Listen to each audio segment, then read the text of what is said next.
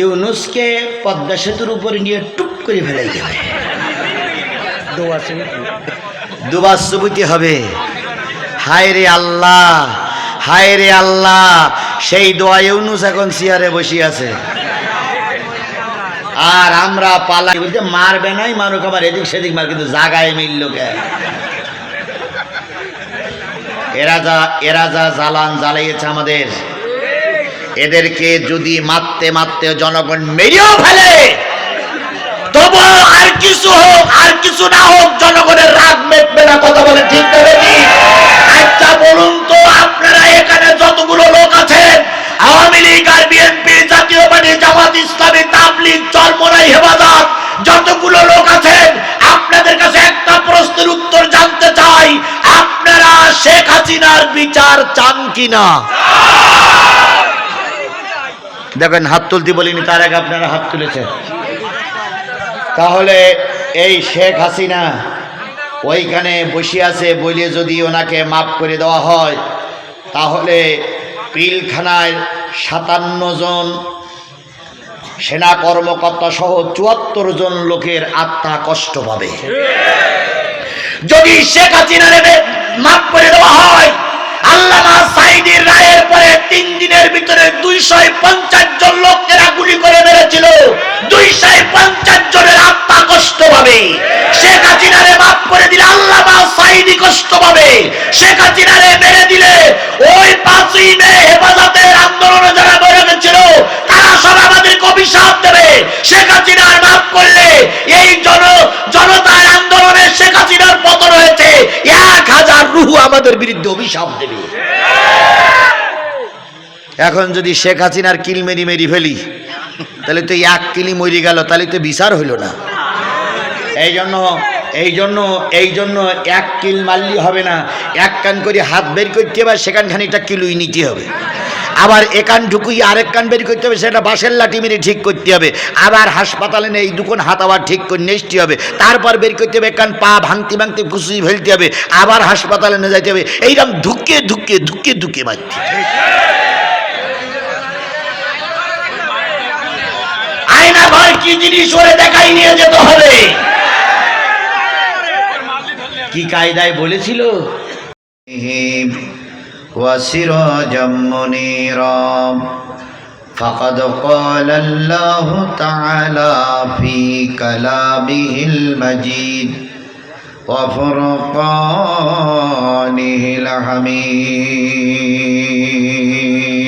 الحميد أعوذ بالله من الشيطان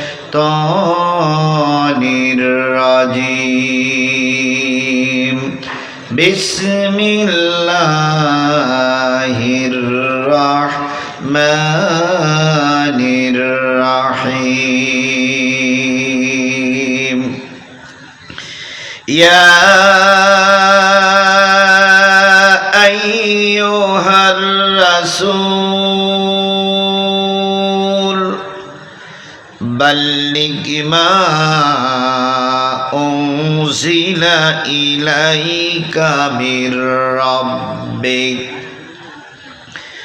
وإن لم تفعل فما بلغت رسالته والله يعصمك من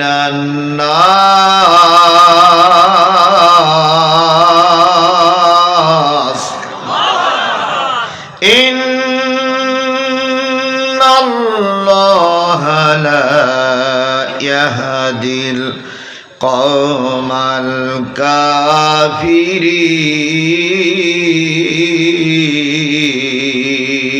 الكافرين صدق الله المولانا العظيم قال النبي صلى الله عليه وسلم بلغوا عني ولو آية أو كما قال رسول الله صلى الله عليه وسلم إن الله وملائكته يصلون على النبي يا أيها الذين آمنوا صلوا عليه وسلموا تسليما اللهم صل على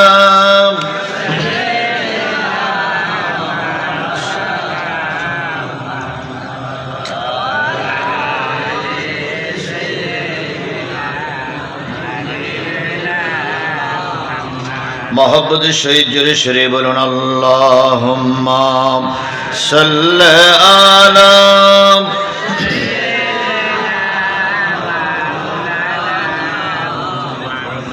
وعلى آل مولانا دك أمينا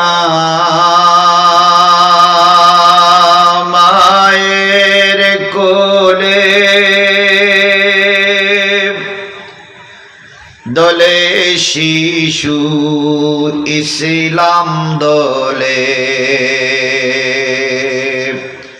কচি মুখে শাহাদাতের বাণী সে শোনায় মধুর বাণী সে শোনায় আল্লাহুম্মা সাল্লি আলা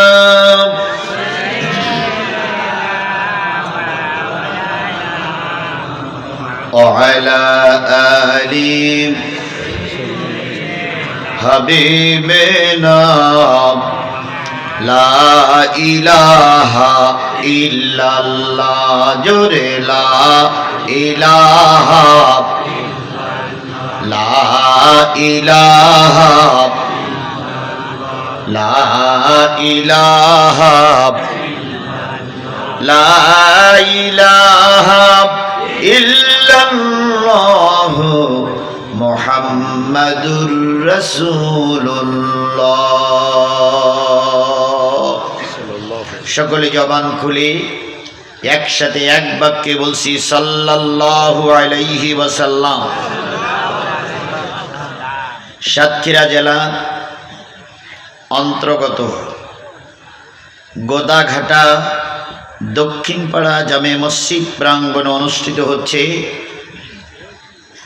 একদিন ব্যাপী সিরাত মাহফিল। তারিখ হচ্ছে 8ই সেপ্টেম্বর 2024 রোজ রবিবার। আজকের এই সিরাত মাহফিলের স্বনামধন্য সম্মানিত সভাপতি জনাব মোহাম্মদ গোলাম সরোয়ার সাহেব, আজকের এই মাহফিলের সম্মানিত প্রধান অতিথি আমার ছোট ভাই তরিকুল ইসলাম জিহাদি সহ আজকের এই মাহফিলের সম্মানিত আলোচক বৃন্দ, অতিথিবৃন্দ, এলাকার বিভিন্ন কুঠির থেকে আগত দিনদার পরেজগার মুত্তাকি মুসলমান ভাই ও বন্ধুগণ, পদ্মায় অবস্থানরত শ্রদ্ধাশীলা মা ও বোনেরা, সকলকে নিয়ে আবারও সালাম বিনিময় করছি। আশা করছি সবাই মিলে আমার সালামের জবাব দিবেন। আসসালামু আলাইকুম ওয়া রাহমাতুল্লাহি ওয়া বারাকাতুহু। আল্লাহ পাকের দরবারে কোটি কোটি শুকরিয়া, যিনি এই নব্য ফেরাউনের হাত থেকে আমাদের হেফাজত করেছে। মুসা আলাইহিস সালাম ছিল, ফেরাউনও ছিল।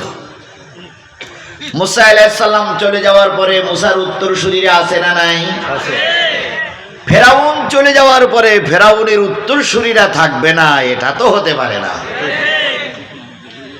মুসার উত্তরসূরিরা আছে, ফেরাউনের উত্তরসূরিরা আছে, কথা বলেন ঠিক না বেঠিক? আবার মুসা ফেরাউনের লড়াইয়ের ময়দান নীল নদ এখনো প্রবাহমান আছে। ফেরাউন চায় মুসাদেরকে নীল নদে চুবিয়ে মারবে, আর আল্লাহ চায় ফেরাউনদেরকে আল্লাহ নীল নদে চুবিয়ে মারবে। এই জন্য ওনারা একটা টার্গেট নিয়েছিল 41 সাল।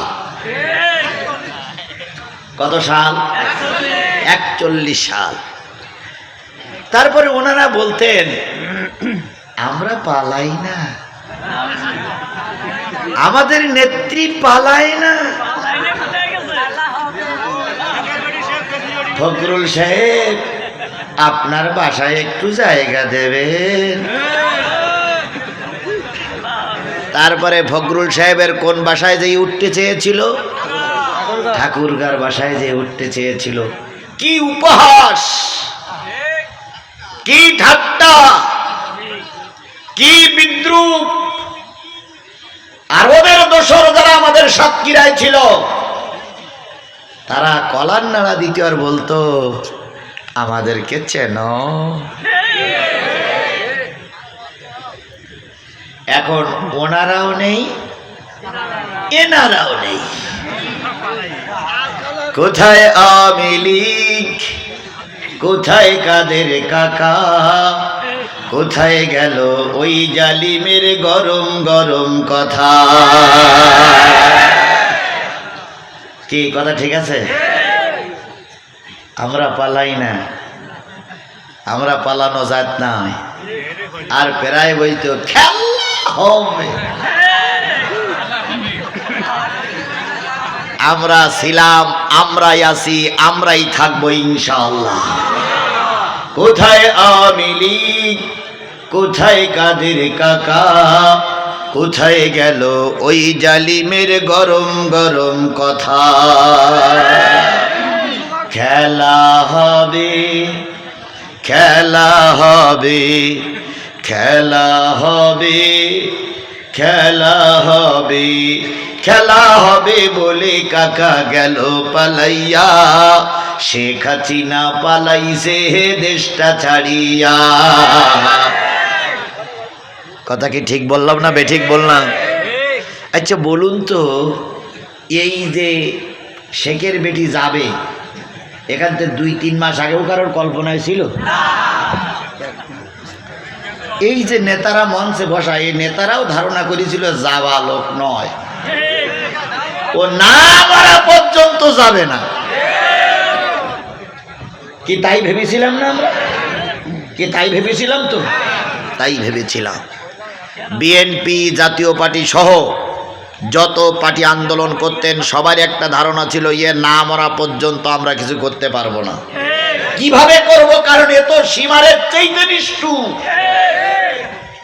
এ তো ইয়াজিদের চাইতে আরো খারাপ, এ তো হিটলারের চাইতে আরো আরেক ধাপ নিচে। আজকের হিটলার যদি বেশি থাকতো, এ স্যালুট জানাতো যে আমার চাইতে তুই বড় হিটলার।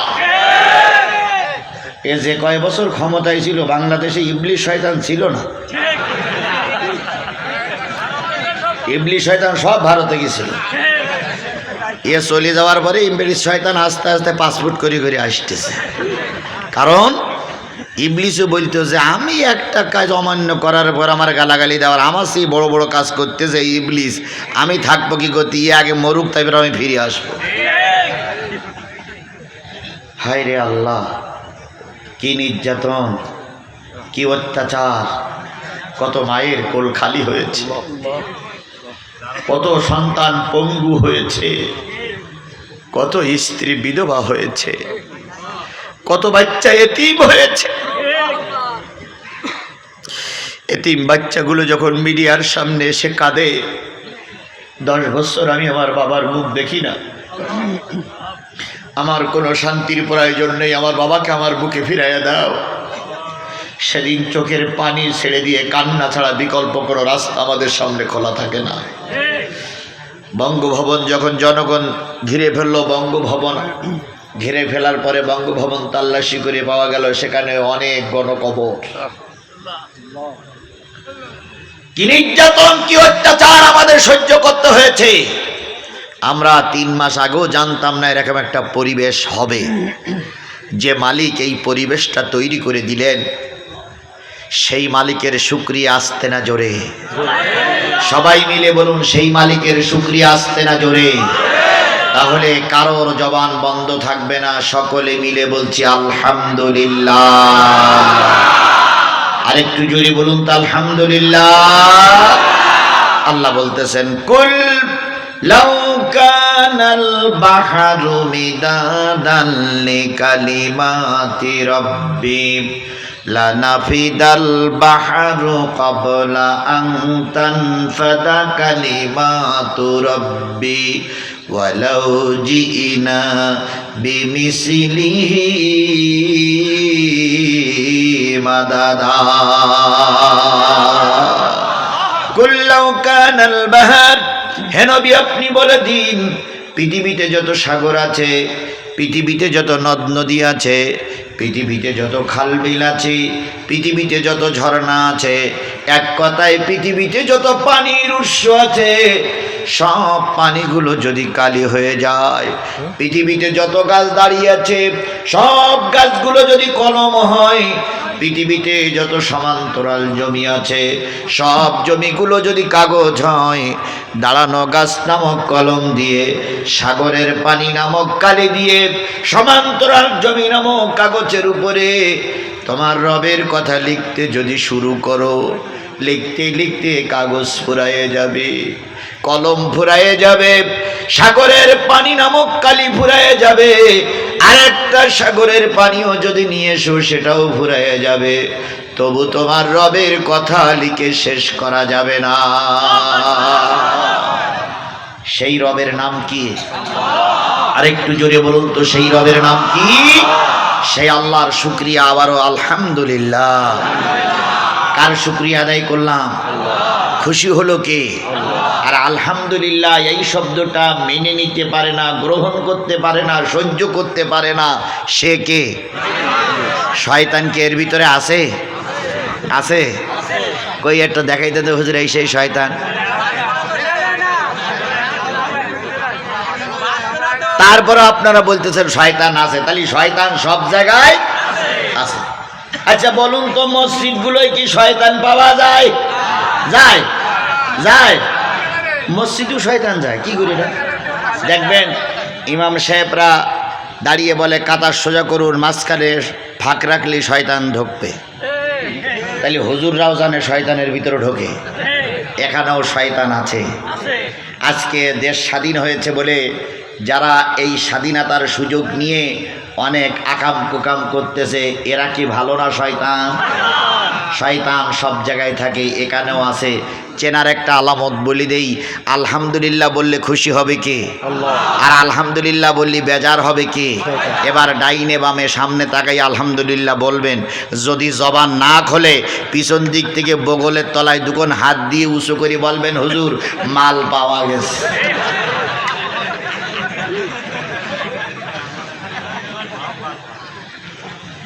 তাহলে এবার ডাইনে বামে সামনের দিক তাকাইয়ে জোরে বলুন তো আলহামদুলিল্লাহ।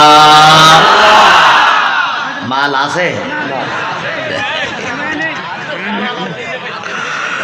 সর্বকালের সর্বশ্রেষ্ঠ মহামানব, যার আদর্শে আদর্শিত হয়ে আমি নিজেকে উম্মত বলে দাবি করেছি, সেই নবীর নামে দুরূদ আর সালাম সকলে মিলে বলছি সাল্লাল্লাহু আলাইহি ওয়াসাল্লাম। বন্ধুগণ, সিরাত মানে হলো রাস্তা।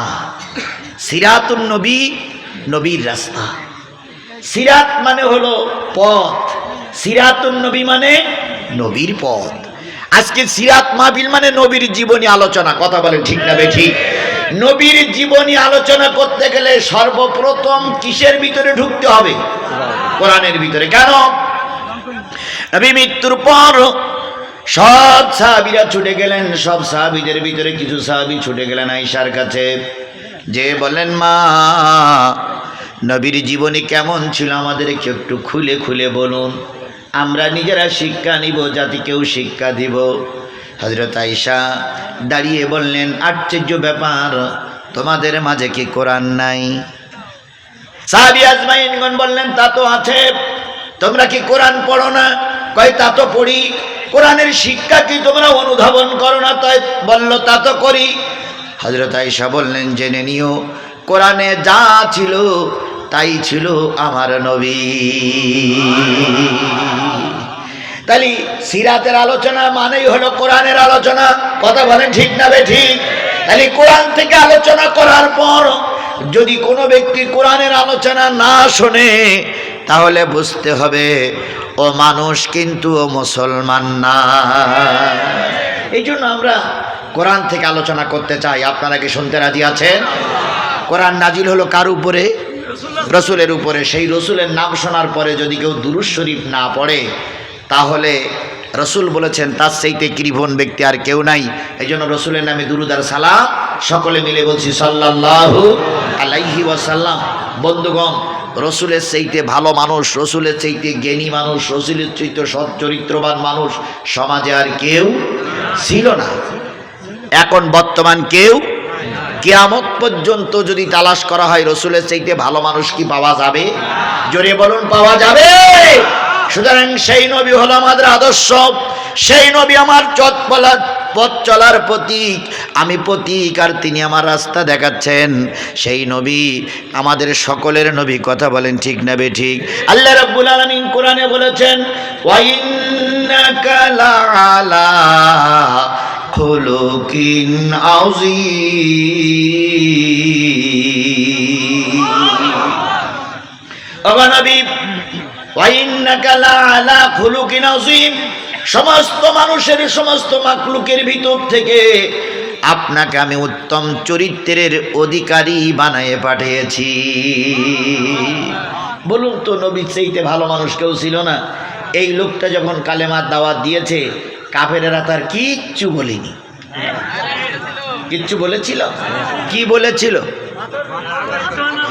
তাকে পাগল বলল, গণক বলেছে, উম্মাদ বলেছে, কবি বলেছে। অথচ তার চাইতে ভালো মানুষ আর সমাজে কেউ।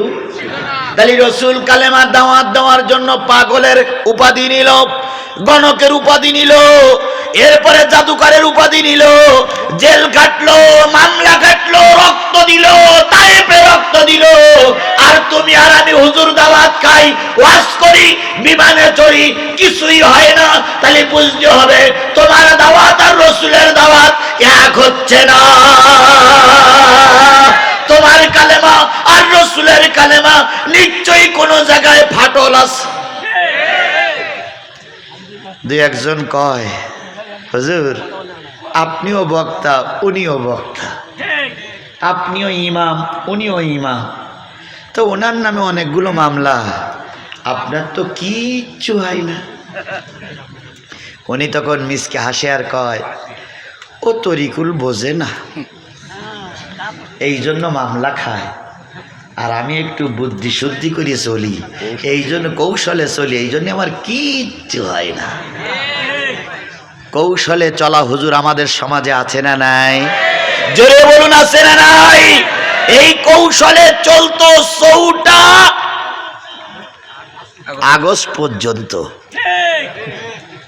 5ই আগস্টে যখন বিকালবেলা শোনা গেল নাই নাই নাই, শেখ হাসিনা নাই, গেল গেল গেল, শেখ হাসিনা গেল, হুজুর তখন মেম্বারের পরে দাঁড়িয়ে বলতেছে, শুনেছেন বাংলাদেশে সে শত্রুটা চলে গেছে।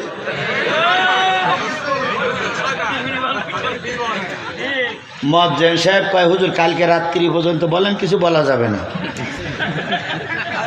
তখন ইমাম সাহেব কয়, চুপ করো, কালকের ব্যাপারটা কালকে রেখে দাও।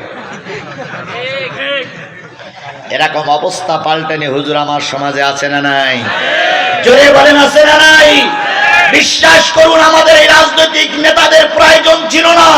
যদি বাংলাদেশের 5 লক্ষ মসজিদ আর 5 লক্ষ মসজিদের ইমাম আর মুয়াজ্জিন আর ওরা যারা বিয়ে করেছে তাদের স্ত্রীগুলো এই 10-20 লক্ষ ইমাম, মুয়াজ্জিন এবং তার স্ত্রীরা যদি আল্লাহর কোরআন বুকে নিয়ে আল্লামা সাঈদীর মুক্তির জন্য রাস্তায় নামতো, খোদার কসম আল্লামা সাঈদীকে ওয়াকালে পুশ করে ওরা বাঁধতে পারত না।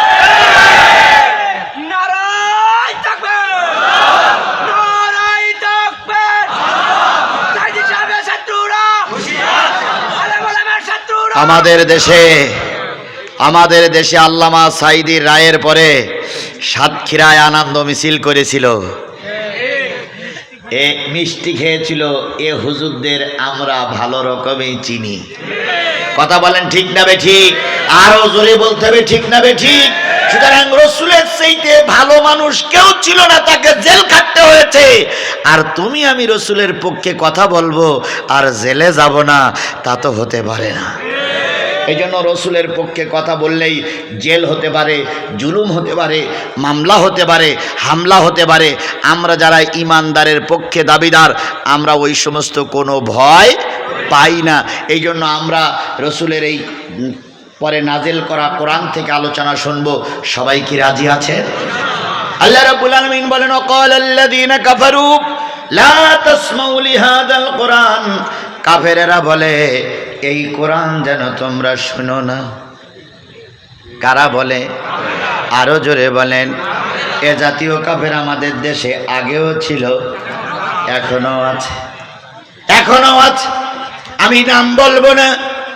কিছু কিছু লোক ইতিমধ্যে বক্তৃতা করতে শুরু করেছে, মৌলবাদীরা দেশ চালাক, এটা আমরা চাই না। আবার বলতে শুরু করেছে দেশ স্বাধীনের 50 বছরে 52 বছরের ভিতরে কোনো মৌলবাদ ক্ষমতায় আসেনি, আগামীতে কোনো মৌলবাদীদের ক্ষমতায় আসতে দেওয়া হবে না। এদের কথা আর শেখ হাসিনার কথা প্রায় সেম এক। কারণ শেখ হাসিনা বলেছিল জামাত ইসলামকে রাজনীতি করতে দেবে না, আর এরা বলতেছে একটু ঘুরুই ঘাড়াই মৌলবাদীদের রাজনীতি করতে দেবে না। তার মানে মৌলবাদীদের বলে এরা বাংলাদেশ জামাত ইসলামকে বুঝাতে চায়। এরা ভাসুরীর নাম ধরে না, কিন্তু ইশারা করিয়ে বলে। গ্রামের এক মহিলা ভাসুরীর নাম ধরে না, এখন ভাসুরীর নাম হলো ইমান আলী। কি নাম? ইমান আলী। তো মহিলা ইমান আলী বললে খারাপ হবে, তাই নামাজ পড়ার সময় সালাম ফিরে আসসালামু আলাইকুম, আমাদের উনি, আসসালামু আলাইকুম, আমাদের উনি। আমাদের উনি বলতে কি? ইমান আলী। তারপরে মান কসুরে মান কসু বলে না, বড় কসু বলে। তাই এদের অবস্থা হয়েছে, আমাদের ডাইরেক্ট নাম ধরে বলতেছে না, কিন্তু ইশারায় বুঝাচ্ছে ওরা মৌলবাদী বলতে কারে বোঝায়। আল্লামা সাঈদ এখান থেকে কয়েক বছর আগে বলেছিলেন, অনেক বছর আগে বলেছিলেন, আমাদেরকে যারা মৌলবাদী বলো তারা হইলি আগাবাদী। আমরা মৌলবাদী, আমরা আছি মূলে গোড়ায়। আর যারা আগাবাদী বলো, যারা আমাদের মৌলবাদী বলো, তারা আগাবাদী, তোমরা থাকোই গাছের মাথায়। বেশি বাড়াবাড়ি করলে 12 কোটি মানুষ ছিল তখন, 12 কোটি মৌলবাদীরা গাছের গোড়া ধরে নাড়া দেবে, লাফাই দিয়ে পড়বা মামুর বাড়ি, কিয়ামতের আগে আর আসতে পারবা না। আমি চিন্তা করি আল্লাহ আল্লামা সাঈদী এই কথাগুলো কিভাবে বলতো, সেই কথাগুলো কাজে লেগেছে না? ওনারা বলতেন আমাদের নেত্রী, বিশ্ব নেত্রী, গোটা বিশ্বে কোনো জায়গায় তারা জায়গা হয়নি, জায়গা হলো কোথায়? মামুর বাড়ি। কিন্তু মামুর বাড়িও টিকিট প্রায় শেষ। মামুরা বলতে শুরু করেছে আর অল্প কয়েকদিনের পরে আমাদের দেশ আপনাদের ছাড়তে হবে। ডক্টর মোহাম্মদ ইউনূস ইতিমধ্যেই ওনার পাসপোর্ট ক্যান্সেল করে দিয়েছে। এখন উনি পাসপোর্ট ছাড়া 1.5 মাস থাকতে পারবে, তার ভিতরে মনে হয় 1 মাস 2 দিন না 3 দিন হয়েছে, আর হাতে আছে মাত্র 13 দিন। এই 13 দিনের ভিতরেই ওনাকে দেশ ছাড়তে হবে। এখন উনি তো বসে বসে এদেশের লোক আর ওই দেশের লোক এখন বিপদের কলেমা পড়তেছে, কিন্তু বিপদের কলেমা পড়লে কি হবে? যে বিপদের কলেমা পড়বে সেই বিপদ বসে আছে বড় চেয়ারে।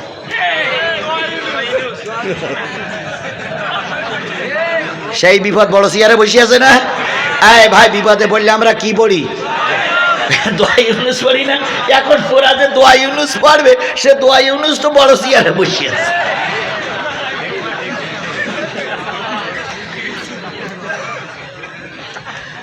এই ও দোয়া বলিও কাজ হবে না, ঠিক। আমাদের এই কিছু কিছু ওলামা লীগের লোক ছিল তখন, এখনো আছে, তা মসজিদে আইছে কিছু সরকারি এমপি মন্ত্রীরা, তো তাদের মন সন্তুষ্ট করার জন্য উনি মোনাজাত করতেছে, রব্বানা আতিনা ফিদ দুনিয়া হাসিনা। মানে হাসিনাটা ক্লিয়ার করে বলতেছে, রব্বানা আতিনা ফিদ দুনিয়া হাসিনা। কি হাসিনা আছে তো কোরআনে? রব্বানা আতিনা ফিদ দুনিয়া হাসানা তাও, কিন্তু হাসানা তাও না, বলছে হাসিনা। অফিল আখিরাতি হাসিনা, সঠিক দোয়া করা হবে। ওয়াকিনা আযাবান নার। এমপি মন্ত্রীরা নামাজের পরে বলতে, হুজুর আজকের মোনাজাতটা এত সুন্দর হয়েছে হুজুর, কোরআন শরীফে যে হাসিনার নাম আছে তা আপনি আজকে ক্লিয়ার করে দিলেন। দালাল দালাল দালালদের জনগণ চিনে রেখেছে, কথা বলেন ঠিক না ঠিক? এই দালালরা অতীতেও ছিল, বর্তমানেও আছে, ভবিষ্যতেও থাকবে। এই দালালদের হাত থেকে আল্লাহ পাক বাংলার মানুষকে কিয়ামত পর্যন্ত মুক্তি দান করুক। তাহলে যে জিনিসটা বোঝাতে চাচ্ছিলাম, রসুলের সিরাত মানেই হলো কোরআন। সিরাত মানে কি?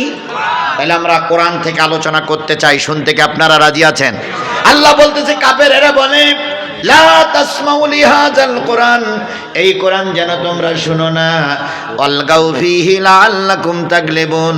কোরআন শুনতে বসে গেছো, যদি দেখো তোমাদের বিপরীত কোনো কথাবার্তা হচ্ছে, বিরুদ্ধে কোনো কথা যাচ্ছে, তাহলে হট্টগোল বাঁধায়া দাও, মারামারি বাঁধায়া দাও, কাটাকাটি বাঁধায়া দাও, হট্টগোল বাঁধায়া দাও, যাতে করে কোরআনের কথা মানুষের কানে না পৌঁছায়। তাহলে কোরআনের মাহফিলে হট্টগোল করা, গল্প গুজব করা, বিশৃঙ্খলা করা, এটা কার কাজ? আরো জোরে বলেন, এটা কার কাজ? শয়তানের কাজ করলে কি মুসলমান থাকা যায়? আরো জোরে বলেন, শয়তানের কাজ করলে কি মুসলমান থাকা যায়? তাহলে আমরা শয়তানের কাজ না করে মুসলমানের কাজ করব। আমার হাতে সময় আছে আর খুব হলে 40টা মিনিট। এই 40টা মিনিট কোরআনের মাহফিলে থাকতে কারা কারা রাজি আছেন? 2 হাত উঁচু করে দেখাবেন। যারা থাকবেন না হাত উঁচু করবেন না। কিছুক্ষণ পরে যে টুপটাপ করে চলে যাবেন তা হবে না। এখন যদি হাত উঁচু করেন তো থাকা লাগবে। 40 মিনিট খুশি না সবাই? অনেকেই দেখেন আবার হাত নামাই ফেলাইছে, তাহলে বুঝতে পেরেছে লাইন খারাপ। হাত নামা কারে দেখালেন? কারে দেখাইছেন? আল্লাহ কি আপনার হাত উঁচু করে দেখেছে? কয় মিনিট বায়াত নিলাম? এই 40 মিনিট আমার নির্ধারিত টাইম। আগে পিছে যদি হয় সেটা আলাদা ব্যাপার, কিন্তু 40টা মিনিট যদি 40 মিনিটের আগে অর্থাৎ 12টায় 10 মিনিটের আগে যদি আপনি উঠে চলে যান, তাহলে আপনি হবেন মুনাফিক।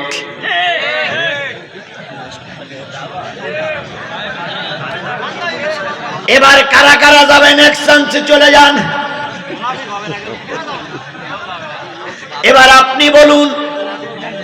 আমি ইতিমধ্যে প্রায় 35 মিনিট কথা বলেছি। 35 মিনিট আমার কথা হয়েছে, এখন আপনারা বুঝতেই পারেননি আমি শুরু করেছি কিনা।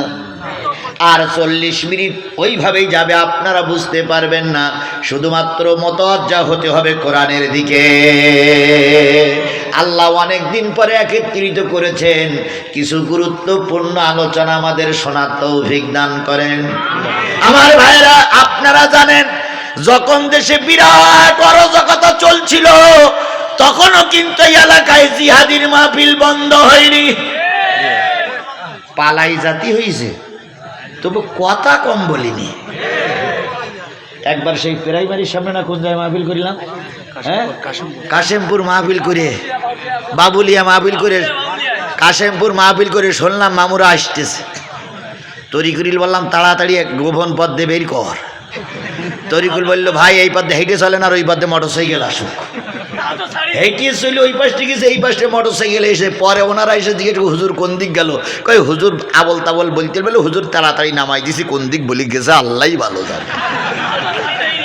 সেদিনও তো আমাদের কথা চলেছে, কথা বলেন ঠিক না ঠিক?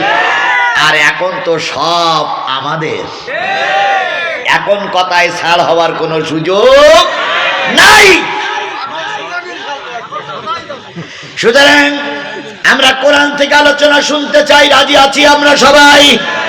আসুন আমি সূরা মায়েদার একটা আয়াত পড়েছি, 67 নম্বর আয়াত।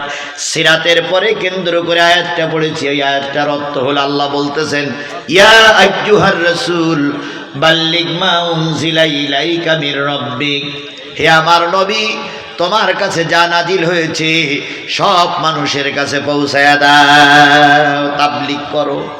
বলুন তো, নবীর পরে নাজিল হলো যে জিনিসটা, সে জিনিসটার নাম কি? কোরআন নাজিল হয়েছে কার উপরে? রাসূলের উপরে। কে নাজিল করেছেন? কার মাধ্যমে? জিবরাইলের মাধ্যমে।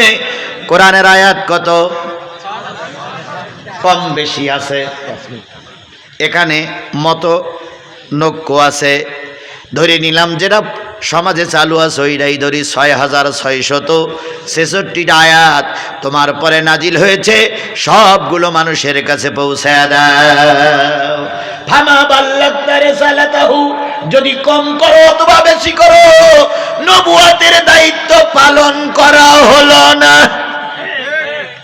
আর এক জায়গায় আল্লাহ বলতেছেন, আফাতুমিনুনা বিবাদিল কিতাব ওয়া তাকফুরুনা বিবাদ, কোরআনের কিছু অংশ মানবে আর কিছু অংশ অস্বীকার করবে। যদি এমনটি করো দুনিয়ায় লাঞ্ছিত হবে, কিয়ামতের দিন আল্লাহ পাক তোমাদের জাহান্নামে নিক্ষেপ করবে। তাহলে 6666 আয়াত তোমার পরে নাজিল হয়েছে, সব মানুষের কাছে কি করো? তাবলীগ করো। এবার বলুন তো, এই আয়াতটা এখনো চালু আছে না নাই? তাহলে আমরা এখানে যারা আলেম আছি দাবি করি আমরা নবীদের আল উলামাউ ওয়ারাসাতুল আম্বিয়া, নবীরা হলো, আলেমরা হলো নবীদের ওয়ারিস। তাহলে নবীদের ওয়ারিস যদি আলেমেরা হয়, তাহলে আল্লাহ পাক যেন গোপনে গোপনে বলতেছেন, ইয়া আইয়ুহাল উলামা, ইয়া আইয়ুহান নবী না বলে, ইয়া আইয়ুহার রাসূল না বলে আল্লাহ গোপনে গোপনে বলতেছে, নবী নাই রাসূল নাই, ইয়া আইয়ুহাল উলামা বাল্লিগ মা উনজিলা ইলাইকা মির রাব্বিক, হে আলেম সম্প্রদায়েরা, কোরআনে যা আছে সব মানুষের কাছে পৌঁছায় দাও। সেই কোরআনের আয়াত পৌঁছাতে গেলে বিপদ যে আসবে না এটা মেনে নেওয়া যাবে না। আরো জোরে বলেন, এটা মেনে নেওয়া যাবে না। ফামা বাল্লাগতা রিসালাতাহু, যদি ঠিকভাবে না পৌঁছাও, নবুয়তের দায়িত্ব পালন করা হলো না। এই জন্য আপনাকে আমাকে কোরআনের সব কথাগুলো মানুষের কাছে দাওয়াতি তাবলীগ করতে হবে। ও বন্ধুগণ, আজকে আমাদের দেশে যারা মসজিদে টোপলা টুপলি বেড়ায়, এরাই হলো তাবলীগীর লোক। এরা কোরআন শরীফের দর্স না দিয়ে ফাজায়েলে কেতাবের দর্স দেয়। আমি এদেরকে খারাপ বলি না, এরা আমার শত্রুতাও নয়। তবে বন্ধু, ভালো হতো যদি কোনো মানুষের বই না পড়ে আল্লাহর কোরআন পড়তেন, তাহলে জাতীয় শিক্ষা পেত, আপনারাও সঠিক রাস্তা পেয়ে যেতেন। সারাদিন মসজিদে বসে দাওয়াতি কাজ করে, একটা লোকও কিছু বলে না। একই কালেমার দাওয়াত দিয়ে গোটা গ্রাম ঘুরে বেড়ায়, কেউ কিছু বলে না। আর একই কালেমার দাওয়াত দিতে যেয়ে মতিউর রহমান নিজামী ফাঁসিতে ঝুলেছে। একই তাফসীর করতে যেয়ে ওই কি বলে তাহিরি সাহেব হেলিকপ্টারে ঘুরে বেড়ায়। একই কোরআনের তাফসীর করতে যেয়ে কুয়াকাটা হেলিকপ্টারে ঘুরে বেড়ায়। আর একই কোরআনের কথা বলার কারণে আল্লামা সাঈদীরে ধুকে ধুকে মরতে হয়। একই কালেমার দাওয়াত দিতে যেয়ে আজারি যে বিদেশে বসে বসে কান্দে, আর একই কালেমার দাওয়াত দিয়ে কুয়াকাটারা হেলিকপ্টারে ঘুরে বেড়ায়। এক কালেমায় রুটি রুজিয়ার, এক কালেমায় ফাঁসি। এক কালেমায় রুটি রুজিয়ার, এক কালেমায় ফাঁসি। কোন কালেমায় থাকবে তুমি জানাও জগৎবাসী। এক কালেমায়, এক কালেমায় রুটি রুজিয়ার, এক কালেমায় ফাঁসি। একই কালেমার দাওয়াত দিয়ে কেউ ফাঁসিতে ঝোলে, কেউ মৃত্যু কারাদণ্ড ভোগ করে, আর একই কালেমার দাওয়াত দিয়ে কেউ পীর সাহেব সেজে বসে আছে। বিশ্বাস করো, বাংলাদেশের পীর মাশায়েখ গ্রুপ যদি হকের পক্ষে দাওয়াত দিত, আমাদের দেশে কোরআন প্রতিষ্ঠা হওয়া সহজ হয়ে যেত। আমাদের বাংলাদেশে অনেকগুলো পীর সাহেবের ভিতরে একজন পীর সাহেব ছিলেন দেওয়ান বাগী। কি বাগী? এত বড় ভুড়ি, ওর পেটে মনে আছে 4-5টা বাচ্চা, এই ভুড়ি। এখন উনি বলেছিলেন ফাতেমা হইল আমার স্ত্রী, আমার সঙ্গে ফাতেমার বিয়ে হয়েছে, ফাতেমার সঙ্গে আমার বিয়ে হলে এই কথা বলেছিল।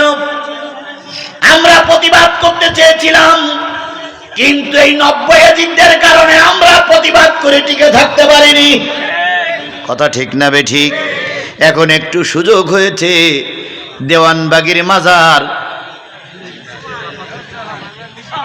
এখন বাকি আছে। যেই পীরিরা আমার আল্লামা সাঈদীর বিরুদ্ধে মামলা দিয়েছিল, নজিবুল বাশার, তরিকাত ফেডারেশন নজিবুল বাশার মাঝভান্ডারী, এই মাঝভান্ডারী এখন আমাদের আইনের আওতায় আনা লাগবে। কথা বলেন ঠিক না বে ঠিক? এই নজিবুল বাশার মাঝভান্ডারীর গ্রুপ বলেছিল আল্লামা সাঈদী ধর্মের অপব্যাখ্যা করে, নিজামী সাহেব ধর্মের অপব্যাখ্যা করে। এই কথা শুনে সরকার একটু সুযোগ পেয়ে গেল, আল্লামা সাঈদীরে গ্রেপ্তার করা হলো।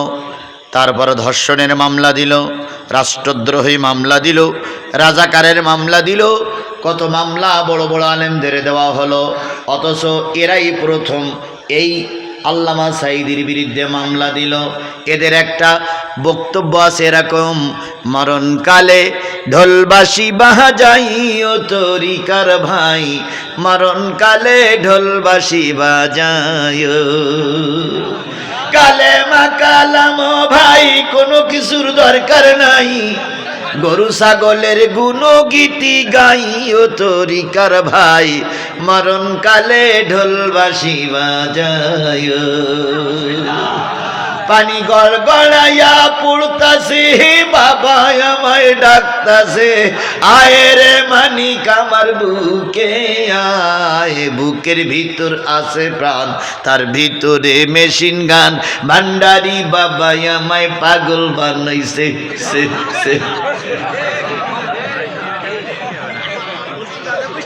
পানির ভিতর আগুন জ্বলে, পানির ভিতর আগুন জ্বলে, ঝড় বাতাসে নেবে না, খাজা বাবার মুরিদি হইলে নামাজ রোজা লাগে না।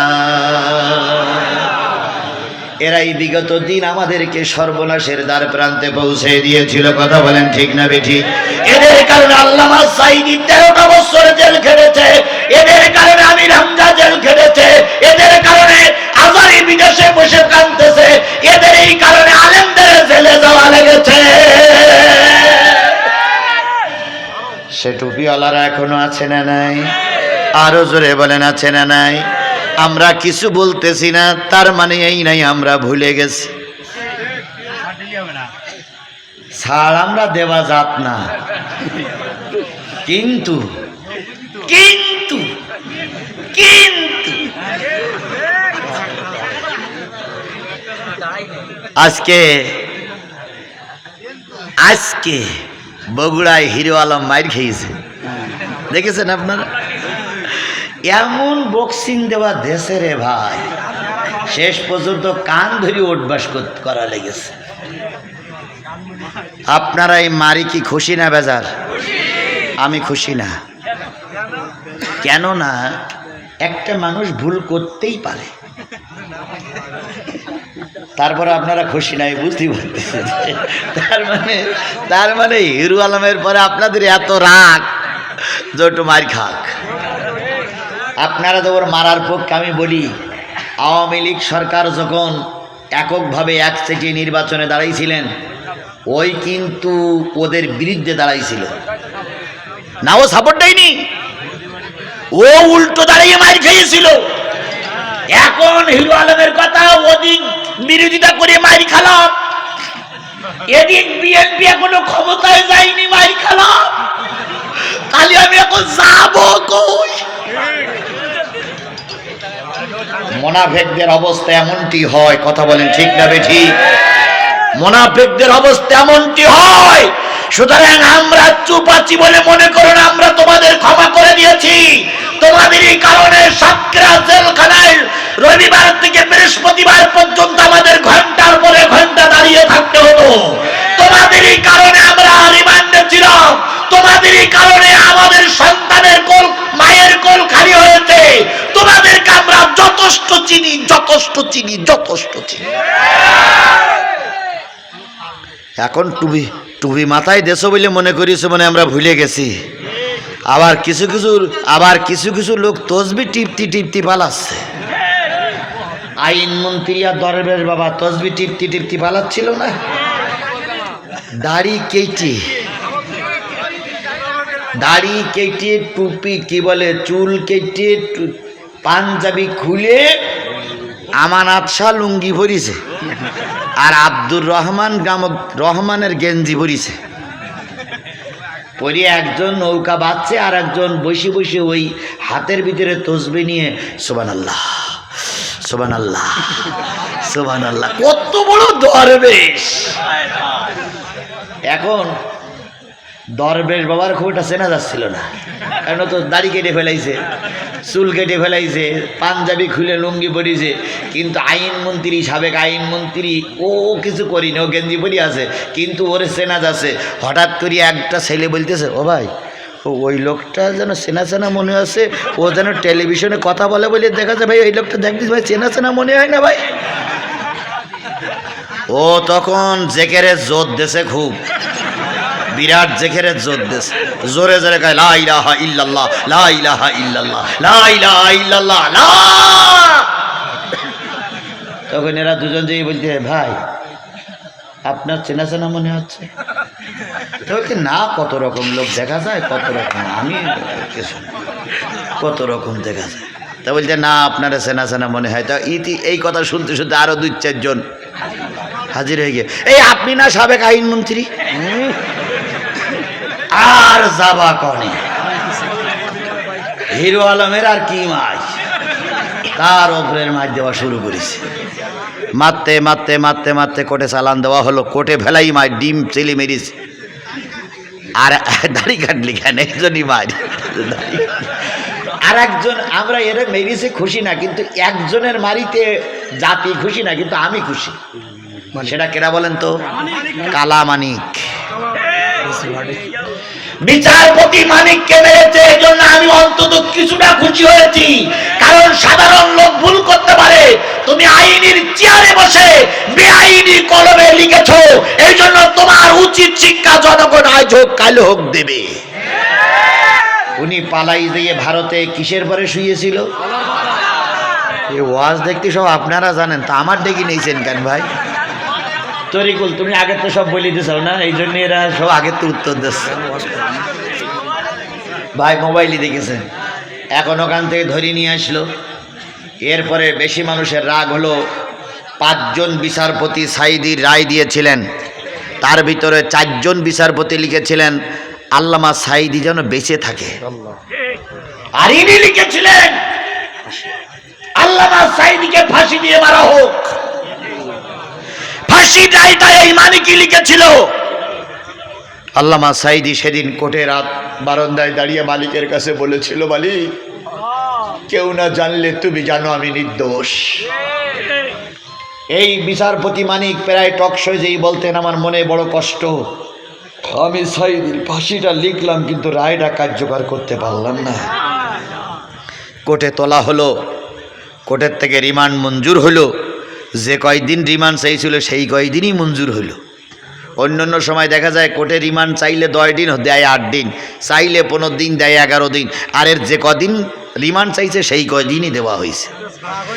মোটে না কইনি। এরপরে যখন বেরিয়ে আসে তখন উৎফুল্ল জনগণ, উৎসব জনগণ মার মার মার মারতে শুরু করলো।